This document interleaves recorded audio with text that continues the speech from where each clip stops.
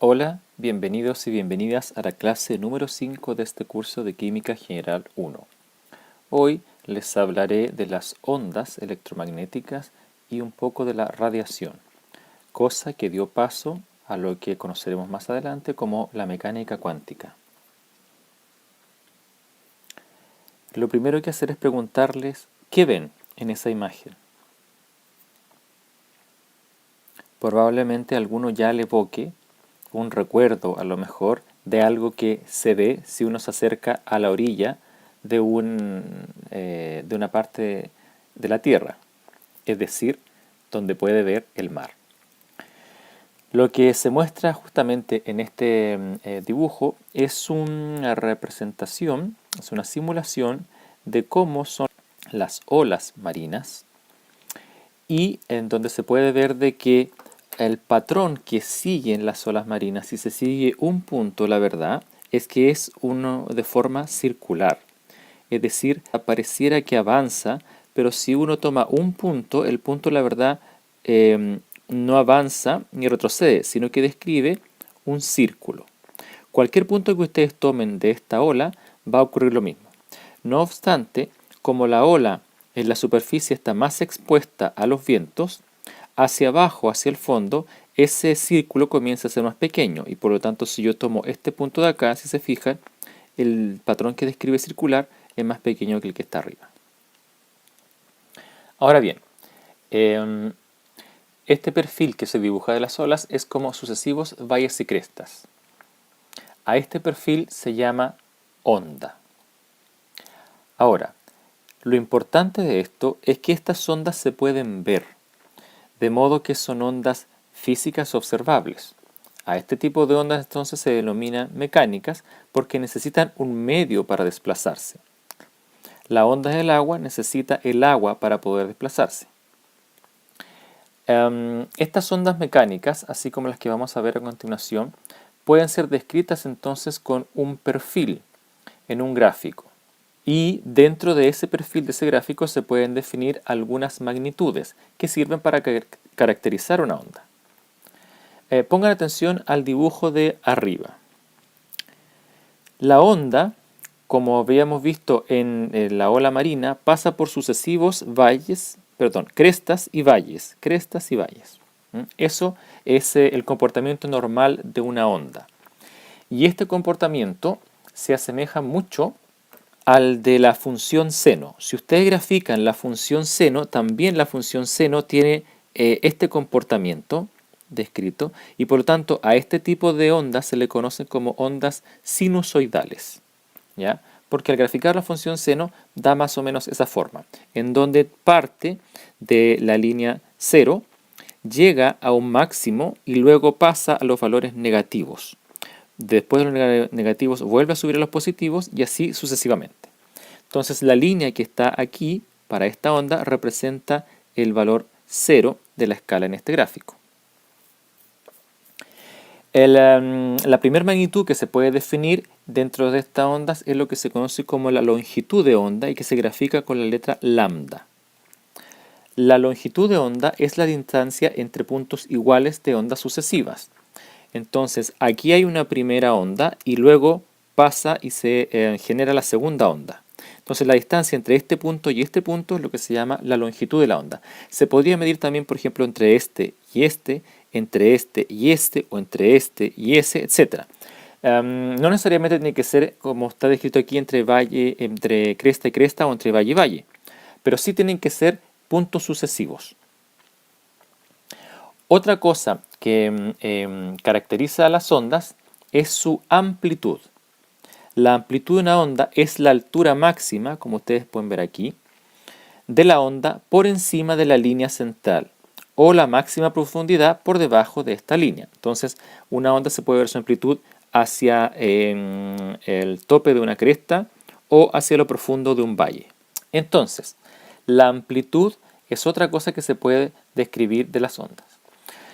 De aquí viene entonces lo que se denomina amplitud modulada y que algunas radios hoy día transmiten en ese tipo de ondas. Entonces, lo que diferencia a una radio de la otra y es el número, digamos, que se marca en el dial, es que esta distancia puede ser más larga o puede ser más corta. Entonces, si una radio está transmitiendo en AM, en amplitud modulada, lo que se hace justamente es modular la amplitud. Por lo tanto, una radio puede transmitir con una amplitud más alta y otra puede transmitir con una amplitud más baja. Otra magnitud que se define es la frecuencia de una onda.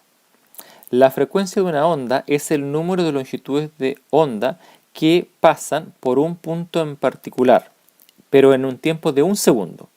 Es decir, si yo, por ejemplo, pongo como límite esta parte de aquí, me gustaría saber cuántas longitudes de onda pasan por este punto en un segundo.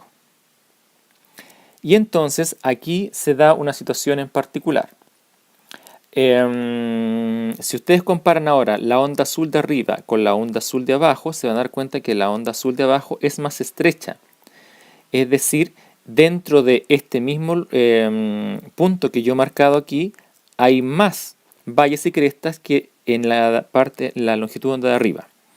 Entonces, como la distancia entre este punto y este punto en la curva de acá abajo azul es más corta que la de acá arriba, se dice que esta onda tiene una longitud de onda menor y esta, por lo tanto, tiene una longitud de onda mayor. Por lo tanto, la onda azul de abajo pasará más veces por el punto que yo he marcado que la onda azul de arriba y lo hará más veces también en un segundo. Por lo tanto, cada vez que pase por ese punto se cuenta un ciclo.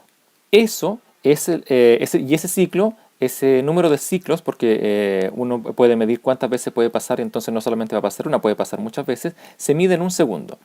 Como los ciclos no tienen magnitudes, la unidad de esta magnitud va a quedar en segundos, en ciclos partidos por segundos. Y los segundos entonces se pueden escribir como segundo a la menos una, o sea, es ciclo partido por segundo. ¿Y qué haría entonces segundo a la menos una, como acabo de decir? Esta unidad de segundo a la menos una se cambió a Hertz. Uno puede escribir segundo a la menos una o Hertz, que se abrevia HZ, en honor a un científico que vamos a ver más adelante. Otra cosa importante también es darse cuenta que para la onda de abajo, por ejemplo, se puede cambiar su amplitud, es decir, la distancia de aquí a aquí o de aquí a aquí, sin cambiar, fíjense, el patrón de la onda. Es decir, la longitud de onda en rojo es igual a la longitud de onda en negro. Sin embargo, la amplitud de la onda roja es más corta que la amplitud de la onda azul. Entonces, esto es lo que yo les decía a la radio. Una radio puede estar transmitiendo en esta amplitud y la otra puede estar transmitiendo en esta amplitud. Sin embargo, las dos ondas de radio pueden tener la misma longitud de onda. Una cosa importante dentro de las ondas es también darse cuenta que la velocidad de una onda, porque como las velocidades de las ondas mecánicas que vimos viajan a través de un medio, tiene una velocidad también. Y la distancia que recorre una onda por unidad de tiempo está relacionada de esta forma, es decir, la velocidad de esa onda es igual a la longitud de la onda por la frecuencia. Es decir, entonces que longitud de onda y frecuencia se relacionan con la velocidad de la onda. Anteriormente les hablé que hay un tipo de ondas, que son las mecánicas, que necesitan un medio para avanzar. Pero hay otro tipo de ondas que no necesitan un medio para avanzar y que también existen, como por ejemplo las ondas sonoras. Si yo les digo que el sonido es un tipo de onda, ¿cómo puedo identificarlo? ¿Cómo puedo saber que realmente es así si no lo veo?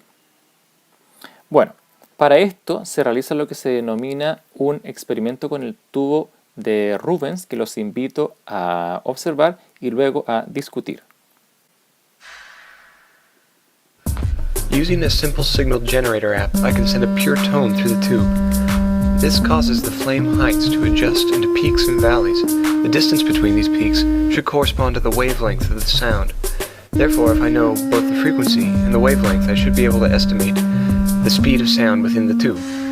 It's also Lo que está haciendo esta persona aquí, o mejor dicho, cómo funciona un tubo de Rubens, es que por dentro del tubo se ha puesto, al tubo lo que se ha hecho es orificios encima de él, y entonces se hace pasar gas, metano por ejemplo, y entonces se encienden las llamas por arriba.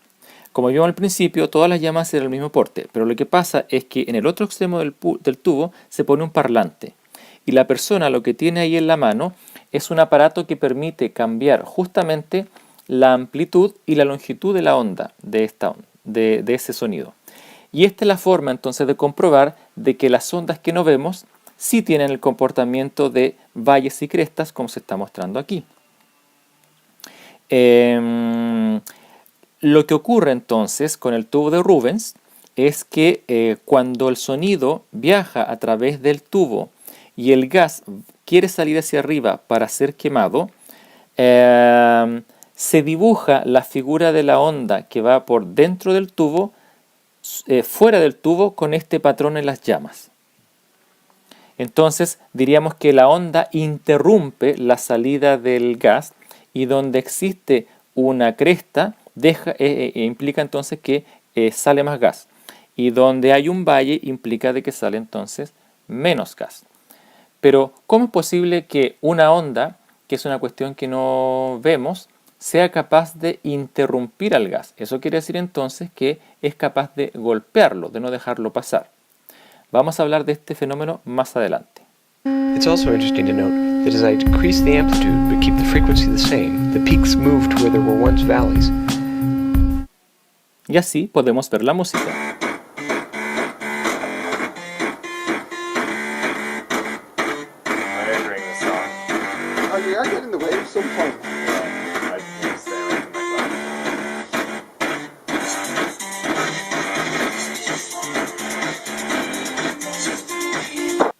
¿Qué es lo que le pasa a un CD cuando lo ponemos a la luz del sol? ¿Por qué se ve así? Es decir, con distintos colores en distintas partes. Vamos a tratar de explicar esto justamente con las ondas. Porque lo que está ocurriendo aquí es un proceso en que la luz incide sobre este material del que está hecho el CD, y dependiendo dónde cae, se ve un color o no se ve.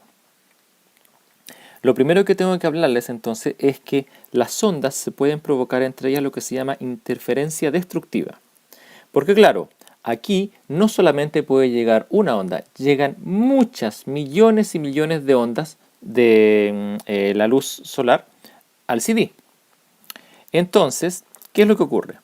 Que llega sobre el CD, viene acompañada o viaja con otra longitud de onda, pero si se fija no están apuntando los valles con los valles, sino que hay un valle y también, aquí hay una cresta y aquí hay un valle, y luego tenemos un valle y acá una cresta.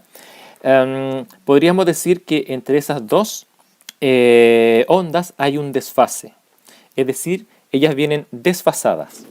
Por lo tanto, como están en desfases, si yo quiero sumar esta onda de arriba con la onda de abajo, voy a tener un máximo positivo y un máximo negativo.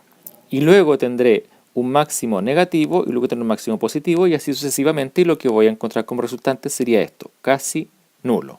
Dependiendo entonces si es que las ondas están en una interferencia completamente destructiva. Pero el otro caso que podríamos tener es lo contrario. Es decir, que esas longitudes de ondas viajan a la par, y por lo tanto, en vez de destruirse, se complementan. Es decir, si yo sumo este cresta con esta cresta y este valle con este valle, voy a tener el doble. Entonces, estas dos ondas están en lo que se denomina una interferencia constructiva. Y por lo tanto, en vez de restar como la de acá abajo, suma, y entonces la amplitud de la onda es mayor. En un CD entonces pasa algo muy similar. Es decir, que la onda, las ondas, por ejemplo, que están viajando aquí, si bien pueden ser de la misma longitud, lo que ocurre es que cuando chocan con la superficie del CD pueden encontrarse con superficies, para la redundancia, irregulares. Es decir, uno puede ver que el CD no tiene a lo mejor ninguna irregularidad, pero a escala submicroscópica, mejor dicho a escala microscópica, sí las tiene. Entonces, ¿qué es lo que ocurre? Cuando la onda que está marcada aquí en morado, por ejemplo, choca una parte del CD y uno esperaría que la onda que está marcada en azul llegara al mismo lugar, puede que caiga en lugares distintos y entonces como la superficie no es plana y puede ser rugosa, quedan desfasadas. Una como que cae un poco antes, la otra como que queda rezagada y cae más atrás. Al ocurrir eso entonces, las ondas ya no quedan en fase y por lo tanto se produce una interferencia destructiva. Y entonces no tengo longitud de onda. ¿Y qué es lo que ocurre? Veo colores muy tirados hacia el blanco. Es decir, se anula el color. En el caso, por ejemplo, que he puesto acá arriba del color verde, es lo contrario. En ese caso, las ondas cayeron en una superficie muy regular y por lo tanto, en vez de destruirse, se complementaron. Y al complementarse, se aumentaron su amplitud. Y entonces lo que ocurre es que, si pueden recordar a lo mejor de física del colegio o lo han sabido ahí, lo han sabido digamos de otra parte, el color que uno ve es el color que el material refleja. Es decir, los materiales atrapan cierta longitud de onda, la ocupan para lo que necesiten en su estructura submicroscópica y reflejan la longitud de onda que no necesitan. En este caso entonces podemos ver el color verde porque se está reflejando el color verde. ¿Pero por qué podemos verlo? Porque las ondas que cayeron aquí lo hicieron en una superficie que estaba completamente lisa y por lo tanto no quedaron una rezagada con la otra, sino que cayeron una al lado de la otra y entonces se intensificó el color gracias a que se intensificó la amplitud de las ondas. Esto es, digamos, lo que ocurre en un CD y por eso es que se puede ver el color o no. Una cosa importante es que cuando la luz cae en este tipo de materiales y tenemos varios colores, es decir, un patrón de colores donde en algunos se ve amarillo, verde, celeste y en otros se ve blanco, lo que se dice ahí es que la luz ha difractado. Entonces, las ondas también pueden difractar y eso se llama difracción de una onda. Esas ondas, entonces, como las sonoras y otras que son las que vamos a ver ahora, no necesitan un medio para moverse y no pueden ser vistas con nuestros ojos. Una de ellas, por ejemplo, es la luz del sol. Por lo tanto, lo que vamos a ver ahora es cómo es la naturaleza ondulatoria de la luz. Es muy importante porque los científicos del siglo antepasado comenzaron a trabajar con las ondas y la luz sobre la materia. En el año 1873, Maxwell propuso que la luz visible se compone de ondas electromagnéticas, tal que siempre se cumple que la longitud de esa onda multiplicada por su frecuencia da c. C en este caso es la velocidad de la luz en el vacío.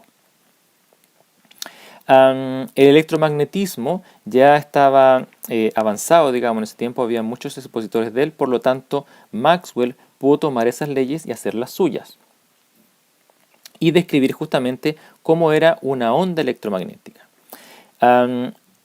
Toda onda electromagnética proviene de una fuente de radiación electromagnética. Entonces lo que Maxwell decía es que existía no solamente la componente vertical, que yo lo mostré que está aquí representada en rojo, sino que también las ondas poseen una componente que va perpendicular a ellas, es decir, de forma horizontal.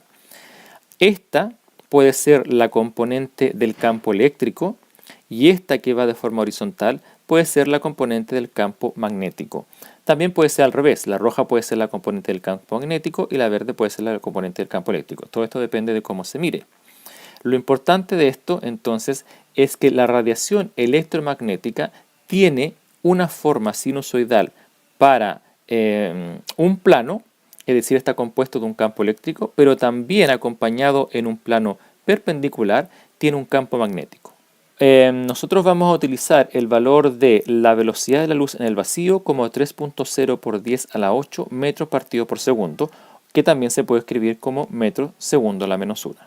Así es como no solo se tiene a la luz visible como una onda electromagnética, sino que tenemos varias ondas electromagnéticas que se pueden poner lo que se denomina un espectro electromagnético. Aquí, por ejemplo, en esta figura está indicada el tipo de radiación que desprende una onda electromagnética y más o menos dónde estaría su frecuencia, cuál sería su rango de frecuencias y también su rango de longitudes de onda. Es importante notar que la luz visible, es decir, la que nosotros vemos, se encuentra en un rango muy pequeño de todas las otras radiaciones electromagnéticas que existen. La radiación de la luz visible va entre los 400 nanómetros hasta los 700 y pasa entonces desde el azul por una gama de azules celestes, luego se combina, pasa al verde, luego pasa al amarillo, pasa al verde claro, luego al amarillo, y el amarillo se convierte en naranjo y naranjo en rojo. Entonces, si se fijan, antes del azul, lo que hay antes del espectro visible son radiación ultravioleta. Y lo que hay después del espectro de los 700 nanómetros, es decir, del rojo, es radiación infrarroja. ¿Qué cosas están o qué aparatos emiten este tipo de radiación? Por ejemplo, los rayos X sirven y los conocemos justamente para determinar radiografías. Y tienen una frecuencia de alrededor de 1 por 10 a la 18 Hz. Unos que tienen una frecuencia menor es la luz ultravioleta, que tiene 1 por 10 a la 16 Hz. Ahí se muestra una lámpara solar. Pero luego del espectro visible, si pasamos ya al infrarrojo, que empieza, si se fijan ustedes, en 10 a la 14 Hz, lo que tenemos ahí son las lámparas que calientan. Estas lámparas que calientan, bueno, eran las que teníamos antiguamente con las ampolletas que justamente eran incandescentes y calentaban. Hoy en día muchas de esas ampolletas son de tipo LED. Para el rango entre 10 a la 12 y 10 a la 10 tenemos a las microondas, que pueden ser las ondas justamente del horno microondas. También tenemos las ondas satelitales. Las ondas de los celulares y los teléfonos ya caen bajo los 10 a la 10 Hz. Las ondas de FM de radio, por ejemplo, que ahora no es amplitud modulada, sino que es frecuencia modulada. Es decir, en las radios FM no se cambia la amplitud, sino que lo que se cambia es la frecuencia, el valor de la frecuencia. También están en el orden de 10 a la 8 Hz. Y las que están más abajo son las ondas de radio AM, que ya les expliqué, de amplitud modulada. Esas caen en el orden de 10 a la 6 Hz. ¿Qué es lo importante darse cuenta de esto? Si miramos los valores de frecuencia, nos damos cuenta de que va bajando de 10 a la 20 a la 18 a la 16. Entonces para acá va decreciendo la frecuencia. Valores grandes de frecuencia implican que esa radiación es muy potente energéticamente. De hecho, la radiación más potente que estamos mostrando en esta escala son los rayos gamma, que vienen del exterior de nuestro planeta. Y para acá empiezan a ser más débiles los rayos X, los rayos ultravioleta, la luz visible, y mucho más débiles el infrarrojo, el microondas y las ondas de radio. ¿Por qué ocurre esto? Lo podemos ver ahora con la longitud de onda. Si se fijan, la escala de longitud de onda va de longitudes de onda cortas a longitudes de onda largas. Es decir, las ondas producto de los rayos gamma, digamos, tienen una longitud de onda de 10 a la menos 3 nanómetros. Es decir, la distancia que hay entre una cresta y otra es muy, pero muy corta.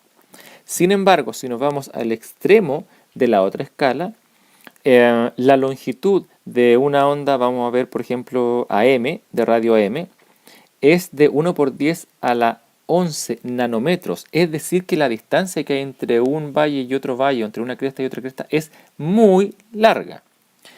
¿Qué implica entonces esto? Implica de que cuando la longitud de onda es muy corta, y por lo tanto la frecuencia es muy grande, esa radiación es capaz de atravesar la materia completamente. Pero luego de que la longitud de onda va aumentando y entonces la frecuencia va decreciendo, lo que ocurre entonces es que esa radiación es capaz de atravesar menos materia. En este caso entonces los rayos X, por ejemplo, son capaces de atravesar la piel, pero los huesos no. De modo que ahí rebotan, y por eso es que puedo ver los huesos. La luz ultravioleta, por ejemplo, es capaz de quemarnos la primera capa de la piel. pero hacia la carne no podría pasar.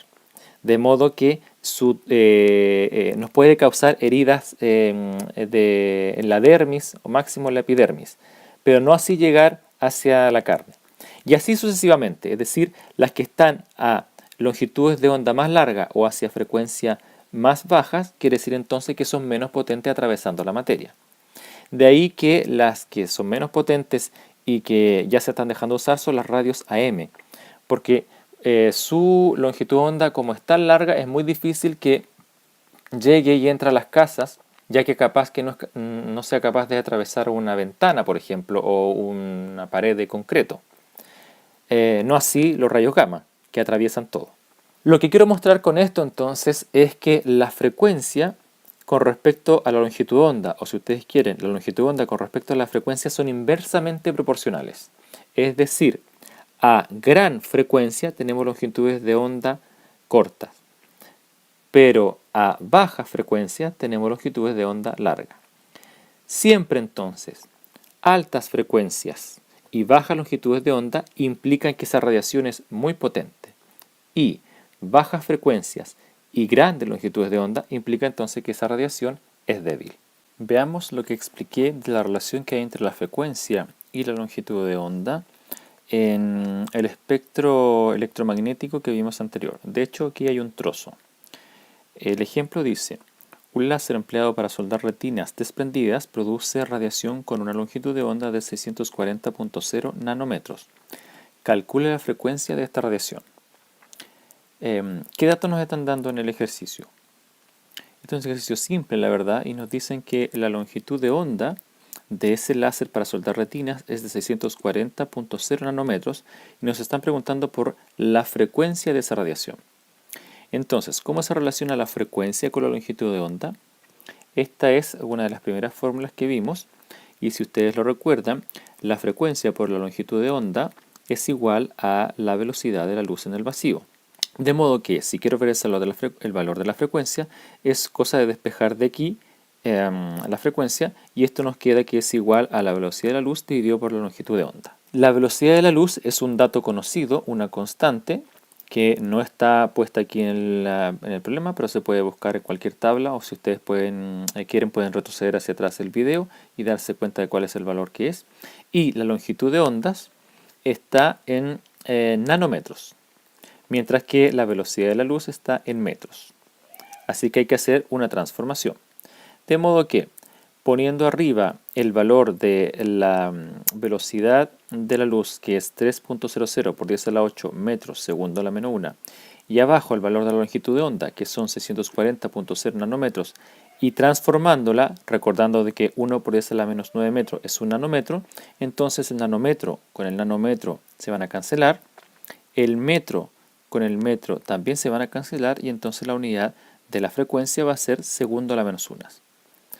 Su valor es de 4.688 por 10 a la 14. Que ya sabemos, como les dije anteriormente, que el segundo a la menos 1 también se puede escribir como Hz, que es la abreviación de Hertz. Ahora, el valor queda con 4 cifras significativas porque esto es una constante, que es la velocidad de la luz, no cambia en el vacío y por lo tanto las constantes no se van a tomar. Y esto es un factor de conversión, así que lo único que nos puede dar las cifras significativas en este ejercicio es el valor medido de la longitud de onda. Y como tiene 4 cifras, por lo tanto aquí se debe quedar con 4 cifras. Si se fijan, el valor que nos ha dado está en el rango de 10 a la 14. Y si lo miramos entonces, que por eso fue que puse esta parte del espectro, 10 a la 14 en frecuencia está aquí, es decir, está un poco después de la luz visible, es decir, esto ya cae en el infrarrojo. Es decir, la longitud de onda de este láser para soldar retinas tiene una longitud de onda que cae en el infrarrojo. Es decir, está después del color rojo. Es importante notar entonces que mientras que la frecuencia tiene un valor de 4.688 por 10 a la 14, la longitud de onda tiene un valor de 640 nanómetros, que si ustedes lo multiplican por 1 por 10 a la menos 9 sería 640.0 por 10 a la menos 9. Está mal dicho en notación científica, pero es para que vean justamente la magnitud. esto quedaría un valor alrededor de 10 a la menos 9 y este a la 14. Entonces, evidentemente que la frecuencia es inversamente proporcional a la longitud de onda. La frecuencia, a mayor frecuencia, menor longitud de onda, a mayor longitud de onda, menor frecuencia. A continuación, van a observar un video de un fenómeno muy curioso que ocurría a fines del siglo XIX y entonces dejó con la cabeza traspuesta a muchos científicos y uno de ellos trató de buscar una explicación. Luego de ver del video voy a tratar de explicarles el fenómeno. Max Planck.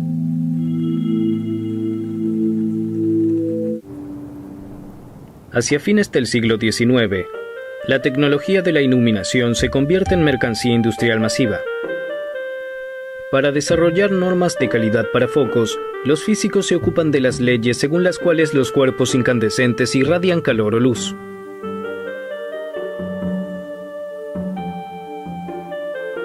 La física clásica suponía que con una mayor generación de calor, también debía incrementarse la irradiación de luz.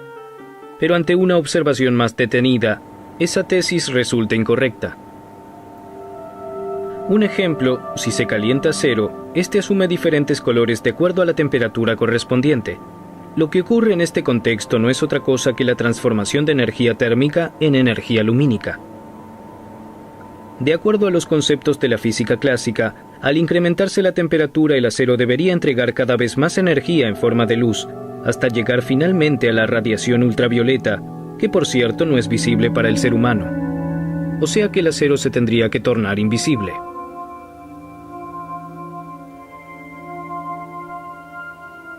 Pero esta suposición de la física clásica no puede ser comprobada por ningún ensayo. El acero es y sigue siendo visible. Esta contradicción aparente irrita a la ciencia. Al igual que muchos de sus colegas, también Planck intenta describir los procesos de la radiación. Dedica casi 5 años a explicar el fenómeno con los instrumentos de la física clásica.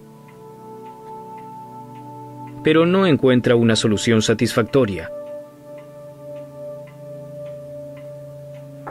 Lo que acaban de ver ustedes a continuación nace de una observación que hacían los físicos y que tiene que ver también con un tipo de material al que denominaron cuerpo negro. Y cómo esto de investigar lo que le ocurrió a un cuerpo negro lo llevó a lo que se denomina la catástrofe ultravioleta que vamos a ver a continuación.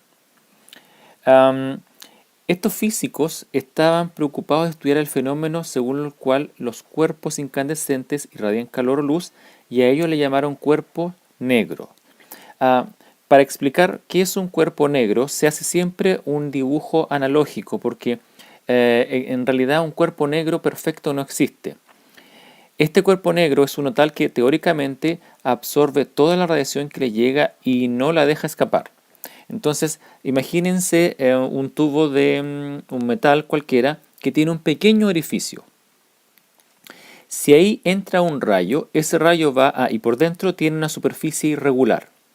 Si entra un rayo, ese rayo difícilmente va a salir porque si la superficie es irregular va a empezar a rebotar para distintos lugares. Por lo tanto, la radiación que se va a juntar acá adentro se va a empezar a acumular de tal manera que no va a ser capaz de salir y entonces el cuerpo se va a calentar más y más. La física clásica establecía entonces que con una mayor cantidad de calor debía incrementarse la radiación de la luz. Entonces, si se calentaba más, es decir, la radiación que entraba aquí era mayor y el calor que se le introducía al cuerpo negro se transformaba en energía lumínica, lo que se debía ver en el transcurso del calentamiento era que el cuerpo empezara a pasar del color rojo, amarillo, verde, es decir, por todo el espectro lumínico que habíamos visto en el espectro visible, finalmente llega al ultravioleta. Porque lo que realmente ocurre es que mientras más se calienta, entonces tenemos una mayor energía. Y eso está directamente relacionado con la frecuencia, como vamos a ver más adelante. Por lo tanto, lo que debería ocurrir es que cuando llegara al límite del espectro visible, es decir, la luz violeta, y pasara al ultravioleta, el cuerpo debería desaparecer. porque si va aumentando la energía y entonces pasa por todos los colores y al final la escala de colores se acaba, tiene que volverse invisible. Y eso no ocurría. Esto es entonces lo que está dicho aquí abajo. Los invito a observar también una noticia que está aquí, que apareció un tiempo en el diario La Tercera. Espero esté disponible todavía. Pero la noticia dice el material negro más negro que puede cambiar la forma en que producimos. Solo para resumir, esto es muy similar a un cuerpo negro, ya que toda la energía que absorbe este material que acaban de inventar aquí es tal que apaga la luz, por decirlo de alguna manera. Entonces no refleja nada, nada, nada. Entonces es como si el rayo entrara y no sale. Y por lo tanto, cuando este objeto de ese material lo dejan encima de una mesa, por ejemplo, es como si se viese un hoyo ahí. Porque es tan oscuro, tan negro, que absorbe toda la energía, ¿no? Entonces ese es un ejemplo de lo que es un cuerpo negro para que tengan ustedes más o menos una idea. Bueno, esto dio paso entonces a un fenómeno que vamos a observar también llamado la cuantización de la energía, que justamente dio pie para explicar esto de que por qué no desaparecía la pieza de metal que se calentaba. El gráfico que se muestra es uno de radiancia espectral en esas unidades versus la frecuencia. ¿Qué es lo que está ocurriendo aquí o qué es lo que trata de mostrar esto? La radiancia es la radiación que emite ese cuerpo negro a medida que yo voy aumentando su frecuencia, ¿ya? Lo que predecía entonces la teoría clásica, que es lo que está acá, es un color continuo de los materiales que se calentaban, es decir, que a medida que aumentaba la frecuencia, es decir, la energía, y se calentaba más y más y más y más y más y más, deberíamos ir pasando, me voy a cambiar aquí a esto, entonces esto va a seguir para arriba, pero en algún momento va a llegar a esto, que sería entonces el color rojo. Y después, como mostraba en el video, debiera pasar por todas las tonalidades de colores que tenemos en el espectro visible hasta llegar a violeta y luego de este desaparecer. Eso fue propuesto en 1900 por Rayleigh y Jeans y dijeron que la radiación se comportaba de la siguiente forma, la radiancia.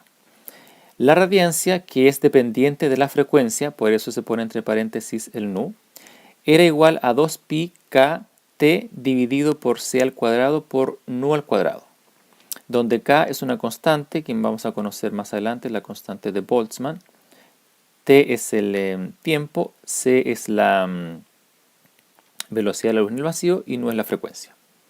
Y esta fórmula predecía entonces que a medida que se aumentaba la frecuencia, entonces aumentaba la radiancia, es decir, la línea negra, y entonces deberíamos ver un cambio de color en el material en tonalidades. Pero lo que se comprobaba en el experimento cuando se calienta la verdad un metal es que el metal pasa de un color rojo, por ejemplo, a un color amarillo y luego a un color blanco. Y no tiene entre medio de esos colores como una gama, como acabamos de ver en el espectro. Es decir, está en rojo y cambia amarillo abruptamente. Está en amarillo y cambia blanco abruptamente. No hay tonalidades entre medio. Y es una cuestión que desconcertaba a los científicos. Bueno, lo que dice aquí la fórmula es que la cantidad de energía radiante que emitía un objeto a cierta temperatura dependía de su frecuencia. Mientras mayor era la frecuencia, mayor era R, que es lo que acabo de decir. Pero esto no se observaba.